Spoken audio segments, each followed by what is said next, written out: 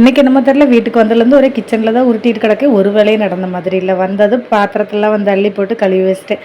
நேற்று டிமார்ட்டில் வாங்கிட்டு வந்தது கட்டப்பையோடு தூக்கி வீசியாச்சு. இனி இதையாவது எடுத்து வைப்போம். இல்லைன்னா எங்கள் வீட்டுக்கார திட்டிகிட்டே இருப்பாங்க, உனக்கு எந்த பொருள் வாங்கி கொடுத்தாலும் குப்பையில் போட்டு வச்ச மாதிரியே வைக்கிற அப்படின்ட்டு.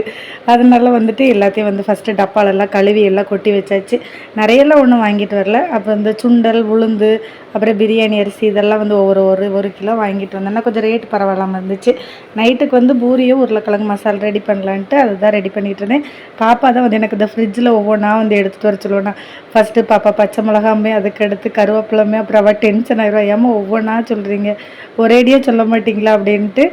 கொஞ்சம் நட, வேறு என்ன வேலை உனக்கு அப்படின்ட்டு அவளை கொஞ்சம் வேலை வாங்கிட்டு பிள்ளைங்களை வந்து சாப்பிட வச்சுட்டு, எனக்கு என்னமோ தெரியல, இப்போ இந்த 2-3 டைம் வந்து ஆப்பத்துக்கு மாவு அரைச்சி நல்லாவே வரல.